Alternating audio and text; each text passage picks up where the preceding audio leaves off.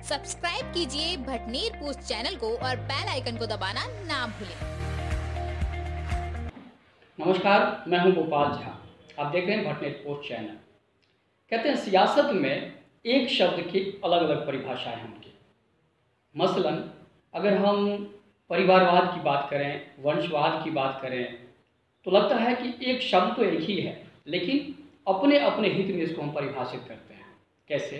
ज़रा गौर कीजिए इस बात पर कि जो गैर भाजपाई लोग हैं या गैर कांग्रेसी लोग हैं, एक दूसरे पर कीचड़ उछालते रहते हैं कि परिवारवाद। एक व्यक्ति, खासतौर पर कांग्रेस के ऊपर सबसे बड़ा आरोप लगता है कि पंडित नेहरू से लेकर इंदिरा गांधी, राजीव गांधी, राहुल गांधी, सोनिया गांधी और अब प्रियंका गांधी, यानी एक गांधी परिवार का पूरा वर्चस्व है एक पार्टी के ऊपर और देश के नीति निर्धारक बने हुए हैं परिवार के लोग। लेकिन क्या ये जो परिवारवाद है, ये वंशवाद है, सिर्फ एक परिवार पर है? यानी कांग्रेस में ही इस तरह की जो प्रवृत्ति पाई जाती है? क्या दूसरी जो पार्टियां हैं जो आरोप लगाती हैं, क्या इससे मुक्त हो चुकी हैं? हमें लगता है कि कहीं न कहीं इस मुद्दे पर जब हम बात करते हैं तो हमारी दोहरी मानसिकता सामने आती है। मैं भाजपा में राजमाता विजयाराजे सिंधिया, वसुंधरा राजे, उनके बेटे दुष्यंत सिंह, माधवराव सिंधिया, ज्योतिराव सिंधिया, यशोधरा वगैरह, इनकी बात मैं नहीं करना चाहता हूँ। मैं जसवंत सिंह और उनके बेटे मानवेंद्र सिंह की भी बात नहीं करना चाहता। हालांकि मानवेंद्र सिंह भाजपा छोड़कर कांग्रेस में आ चुके हैं। भाजपा में बहुत बड़ी एक लंबी फहरिस्त है जिसमें परिवारवाद हावी है। एक परिवार के लोग बखूबी राजनीति करते हैं, लेकिन उनकी चर्चा नहीं होती है। वंशवाद का आरोप अक्सर कांग्रेस के एक परिवार पर लगता है। लेकिन छोड़िए, मैं बाकी बात आज नहीं करता। फिलहाल हम बात करेंगे जो राजस्थान के और पाकिस्तान की सीमा पर जो श्रीगंगानगर संसदीय क्षेत्र है, जो हनुमानगढ़ और श्रीगंगानगर का एक मिला जुला क्षेत्र है, वहाँ से भारतीय जनता पार्टी के जो नेता हैं, जो सांसद हैं, जो पूर्व केंद्रीय मंत्री हैं, निहाल चंद मेघवाल की बात मैं करता हूँ। जो निहाल चंद हैं वो पूर्व सांसद बेगाराम चौहान के बेटे हैं। अगर गंगानगर संसदीय क्षेत्र के इतिहास के बारे में थोड़ी सी हम बात करें तो जो गंगानगर संसदीय क्षेत्र है, अब तक जो है ना, जैसे 11 चुनाव की बात करें तो 11 चुनाव हुए हैं टोटल, जिसमें से 6 बार सिर्फ निहाल चंद और उनके परिवार का वर्चस्व रहा है।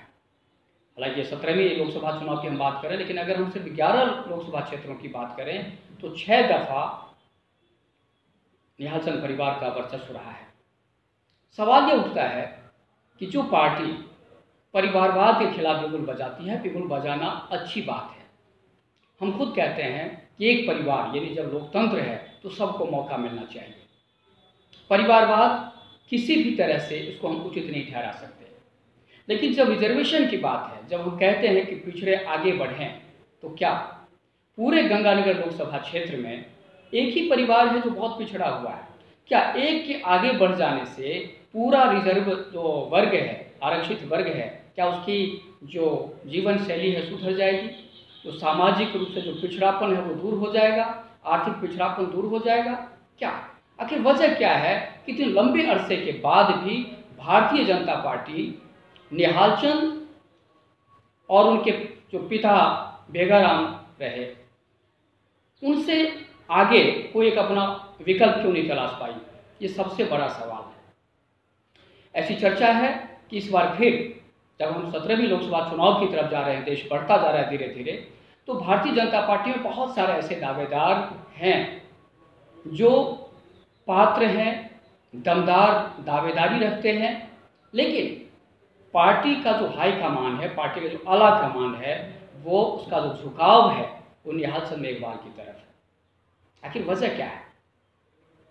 आखिर वजह क्या है कि पूरी भारतीय जनता पार्टी जो एक तरफ परिवारवाद के खिलाफ बिगुल बजाती है, वंशवाद के खिलाफ, जो हमारे प्रधानमंत्री नरेंद्र मोदी हैं, 2-3 दिन पहले उन्होंने ब्लॉग में लिखा कि कांग्रेस की सबसे बुराई ये है कि वह परिवारवाद पर केंद्रित है, वंशवाद पर केंद्रित है। लेकिन वो भूल जाते हैं, जब टिकट देने की बात आती है तो उनकी समझ में ये बात नहीं आती कि वे खुद किस रास्ते पर निकले हुए हैं। क्या श्रीगंगानगर संसदीय क्षेत्र में भारतीय जनता पार्टी के पास निहाल चंद मेघवाल के अलावा और कोई दूसरा विकल्प क्यों नहीं है? अगर नहीं है तो ये पार्टी के लिए सबसे बड़े सदमे की बात है कि आखिर इतने साल के बाद अभी की विकल्प तलाश नहीं कर पाए। बहुत बड़ी बात है। फिलहाल हम कुछ जो विकल्प जो सामने आए हैं उनकी बात मैं करना चाहूँगा। अर्जुन राम मेघवाल जो अभी केंद्रीय मंत्री हैं निवर्तमान, उनका भी नाम चला कि बीकानेर में लगातार 10 साल से वो सांसद हैं और वो अपना क्षेत्र बदलना चाहते हैं। माफ कीजिए, जुकाम खांसी है तो उसका असर भी आना जरूरी है। तो जब एक तो वो एक कैलाश मेघवाल जो एक शिक्षक के रूप में उनका प्रादुर्भाव होता है और आरएसएस से ताल्लुक रखते हैं, भारतीय जनता पार्टी ने उन्हें प्रदेश महामंत्री का दायित्व दिया हुआ है, उनके नाम पर भी खूब चर्चा हुई। कहा गया कि वो साफ सुथरी छवि के हैं और नए हैं, इसीलिए उनको मौका मिलना चाहिए। द्रौपदी मेघवाल जो पीलीबंगा की विधायक रही हैं, उन्होंने भी अपनी दावेदारी जताई थी और उन्होंने खुल्लम खुल्ला उनके समर्थकों ने कहा था कि निहाल चंद मेघवाल को बार बार टिकट देना आखिर पार्टी इससे क्या दर्शाना चाहती है। कुछ नाम हमारे हनुमानगढ़ में भी नाम उभर कर आए थे, जैसे नगीना बाई जो यहाँ के सभापति हैं नगर परिषद के, उन्होंने भी दावेदारी जताई, लेकिन बाद में उन्होंने यू टर्न ले लिया और वो मैदान से बाहर चली गई। एक अर्जुन बागड़ी का भी नाम आया था, पिछले चुनाव में भी उनको कुछ नेताओं ने कहा था इस बार तुमको टिकट देंगे, लेकिन बाद में वो बाल कल्याण समिति के प्रदेश सदस्य बनकर उन्होंने अपने राजनीतिक करियर को अपने हिसाब से चलाने की कोशिश की। ओपी महेंद्रा जो मुख्य सचेतक भी रहे विधानसभा में, उनका भी नाम आया था। लेकिन कुल मिलाकर ये हुआ कि पार्टी में बहुत सारे दावेदार हैं, लेकिन पार्टी का जो रुख है वो एक परिवार पर है, निहाल चंद मेघवाल पर है। जबकि आम कार्यकर्ता की अगर हम बात करें तो निहाल चंद मेघवाल पर बरस रहे हैं, गरज रहे हैं। खासतौर पर हनुमानगढ़ जिले की बात करें, जहां पर 3 विधानसभा सीट है गंगानगर संसदीय क्षेत्र के तहत, हनुमानगढ़, संगरिया और पीलीबंगा, तीनों ही विधानसभा के जो कार्यकर्ता हैं क्षेत्र के, वो निहाल चंद मेघवाल को पसंद नहीं करते। यह कड़वा सच है। लेकिन चूंकि पार्टी का फरमान है, पार्टी का आदेश है, जो भी होगा, मुझे लगता है कि पार्टी आने वाले समय में कुछ विचार भी करेगी। लेकिन अगर नहीं करती है तो कम से कम परिवारवाद, वंशवाद पर बोलने का हक शायद उनको नहीं है, जो खुद इस पर लागू नहीं करते।